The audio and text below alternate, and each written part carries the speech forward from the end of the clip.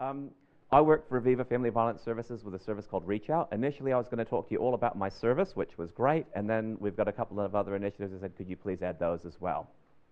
So I'm going to do that. I've actually got my phone and a stopwatch. This is about the only technology I can use.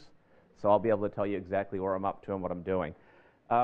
So about 2.5 years ago, there were some conversations in North Canterbury with respect to ReachOut and the men's service about what are we doing with men.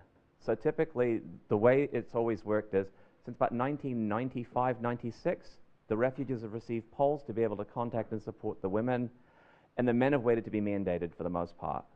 So in some cases, that can be 3, 6 months, or even longer. Some guys are a lot more proactive. They realize that they've got a court case looming and they want to make some contact and engage, which is great. But by and large, a lot of men aren't contacted and nothing happens. So the idea was, with Chris Hurring from the North Canterbury Police, who you heard about earlier, and the North Canterbury team, we decided to try a pilot where we would contact the men named on polls to see if they were interested in seeking support as well. And that's how ReachOut began.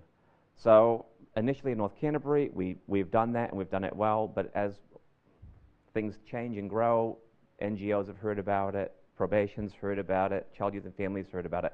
And so we're getting referrals from all of you, which has been really, really good and useful. So we're basically working with men who aren't mandated to do a program at the time of crisis.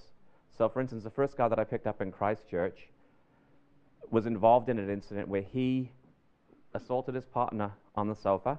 She ran into the kitchen. He chased her into the kitchen. She held up a knife. He lunged at her and he was cut by the knife and was charged with assault.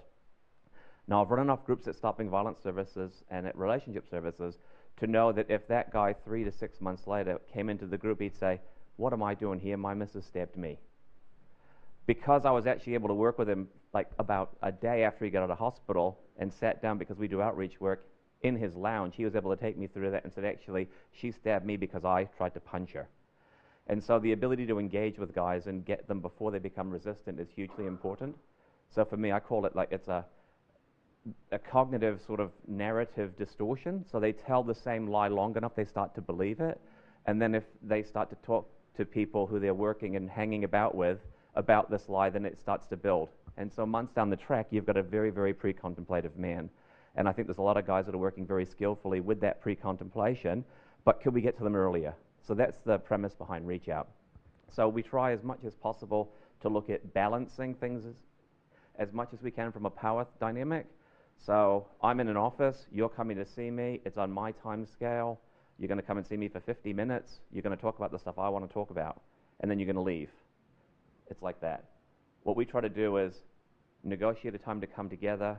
You're not mandated to see me, and actually I might meet you in your lounge. It's even. So if somebody needs to go, it's actually me. And for a lot of guys, it's been useful. We've had a number of referrals from places like the health board with respect to mental health consumers. Guys who would rather go to jail than actually leave their home, don't want to sit in a group and don't want to be engaging with other people. And they're actually really nice, compliant guys that are actually interested in doing the program. Their anxiety and their phobias and stuff like that prevent them from actually wanting to engage. So we're using basically the same tools that have come out of Duluth. We talk about safety planning, we talk about risk assessment, we talk about alcohol and drug, and we do it in a way that actually suits them. So we're not mandated to follow a prescriptive step. We're working with actually what they're interested in. And sometimes it's really interesting. Their partner will come out and sit down. And for me, that's a real big cringe, because how do we manage that risk and what do we do? But if we're talking about women's autonomy, we're talking about giving her a voice. And if she wants to sit down, well, that's okay. If it happens regularly, I'll meet him for a coffee out in the community or somewhere else, because it's not useful, because we want to keep her safety as paramount. We want to make sure that she's okay. And the temptation to sort of say a whole bunch of stuff and then we leave, and then what happens? So we never want to leave people in that place. But it's also nice for her to put a face to the name of the clinician who's supporting her partner. So again, we take most of the Duluth program, we utilize it to suit their needs, and it's free. We've been given funding for 3 years. So the reason we're letting you know about this is that it would be great if you could refer guys who need that support to us. If they're mandated, there's Relationship Aotearoa, Stopping Violence Services, and He Wakatapu who do that work. If it's non-mandated, then we'd be happy to work with them. And sometimes we work with them in a non-mandated way, and then a protection order is issued, and then we have to hand them over, and that's fine. At least we've warmed the guys up a little bit so that they're aware of what's going on, and that there's support available. And we tell them, look, the guys at Stopping Violence Services, good guys. I used to work with them. There's not a problem at all with that. So the guys are really warmed up to it. I suppose we're really fortunate, and our service was founded 2 years ago by Daryl Gregory, who used to be the CEO of He Wakatapu and still on their board, and Matthew Cheeseman, who's from probation. Two really strong Māori men.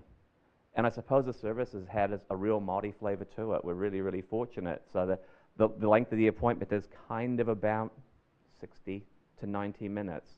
If they decide it needs to end sooner, it ends sooner. If we want to go a little bit later, we'll try to accommodate that as well.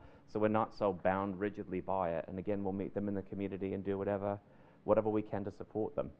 Now, how you can help us is for us to get funding, which is a key thing for everybody. We've got to prove that what we do works. And one of the best ways we can prove it works is if we get feedback from those of you that refer to us to say, we notice some change. Because the reality is if you don't notice any change and we're doing the wrong thing, we should put the money somewhere else. But we think what we can do is a good job.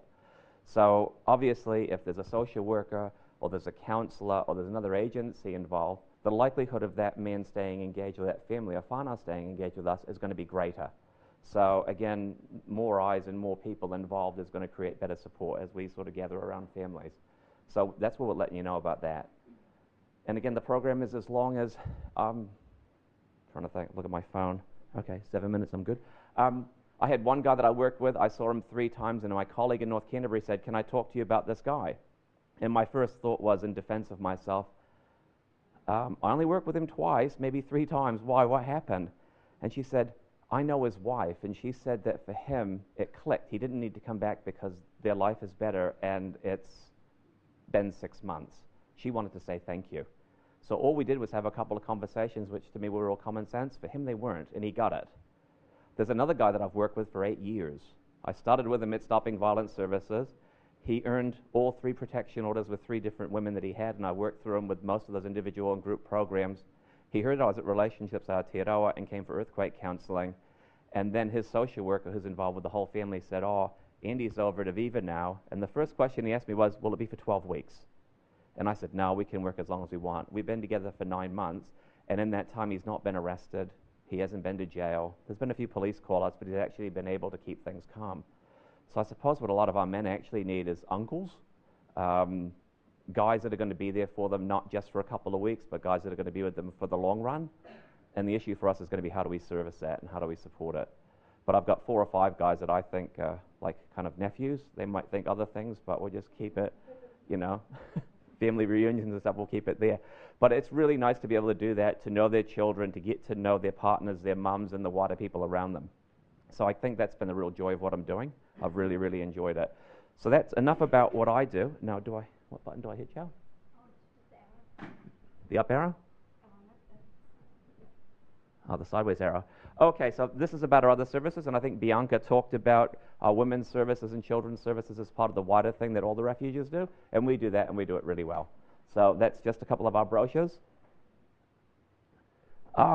Here's our community team, and because I was putting this PowerPoint presentation together, sorry, I didn't put my own picture up. Our CEO ran about with a camera taking pictures because she was off to Wellington to do something and said, right, pictures of everybody. We had no time to prepare or anything like that, so I did have time to delete my photo. So this is our team.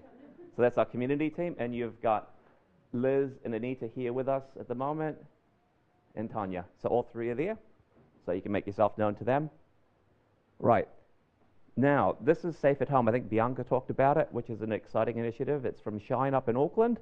And what we thought was, how do we keep women safe in their homes? So instead of always going to a refuge, what about making their home a bit more of a refuge and making it safer? So Carol Brown, who's on the left, was supposed to work with 100 families. About 3 months ago, she finished working with 150th home. And the idea is to do a risk assessment and a safety assessment of the home.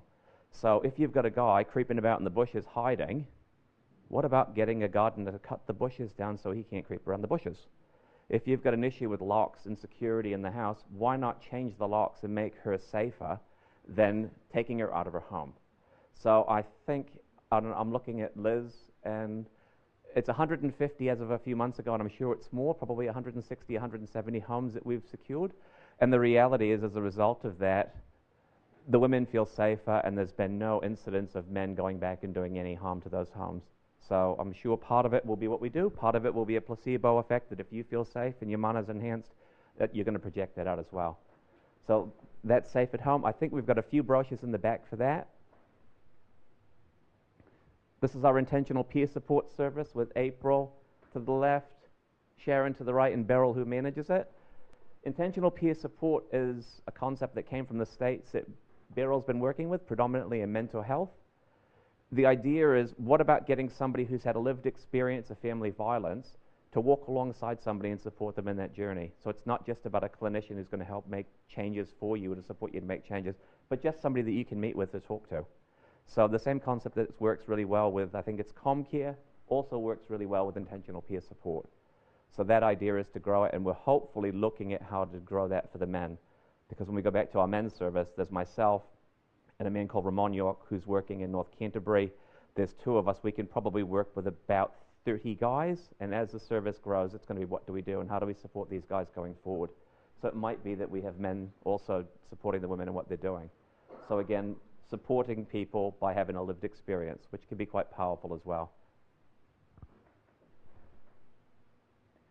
Last but not least, and we're not sure about this one because we've talked about it as a team and I was waiting for an email, we've got a microfinance interest-free loan scheme going.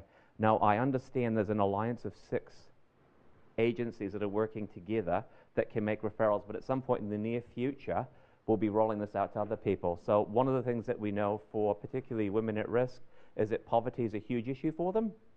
Sometimes they accrue the debt themselves, sometimes their partner coerces them into taking on more debt or buys something and then leaves. I think it's $20,000 or $30,000 is the average amount of debt that our clients tend to live with. So it's a huge amount of debt, and it's normally high interest debt. This is an opportunity for them to take, I think it's up to, and guys, you have to help me with this one because I'm winging it. Is it about $1,000 or $2,000? 2,000? Thank you. I've got 2. Do I hear 3? Okay. It's $2,000 that can support families, and it's not necessarily women, but families to get loans and also to build up a positive credit rating. So for instance, your washing machine breaks. You can't afford a new one, so you've got to put the laundry in the car, drive to the laundromat, pay a lot more money for it, drive it back. If with the support of a social worker, you can make a case to say, actually, if I had a new washing machine that I could pay off interest-free in my home, I could save $20 a week. Okay, well, could you use that $20 a week to repay the loan? Well, I could repay like $10 or $15 of that. Okay, great. And then so what happens is they actually repay the loan, and then they build up a positive credit rating, so it actually supports them to getting into stuff. It's done with the Sisters of the Good Shepherd out of Australia, and so we're piloting the scheme here in Christchurch. So, yeah, that's that. So I've done that in 14 minutes and 15 seconds. Is there any questions? Yeah, I was just wanting to know about the waiting list. Is there a waiting list for referring clients to you, males? The waiting list for men is, at the moment, no, but that could change within a couple of days because given that there's only 2 of us, literally if we get 4 or 5 referrals, it can create a waiting list. So at the moment, not really, because my colleague Matthew Cheeseman's just left, Ramon's taken over, and obviously the relationship when you're working with somebody is quite personal. So when the person you've worked with for 6 months leave, oftentimes you're going to say, I'll stop for now. So I believe that Ramon's only going to be working with about 4 or 5 guys, so there will be some capacity. In what areas, how far, is it just Christchurch region or where do you go? Ramon's in North Canterbury, so that's that entire area, and I'm in the city. So yeah, and I had a guy from Ashburton that we met at Dunsandel for a while. So literally, we use sort of working together with what we do. And we can work with guys over the phone as well.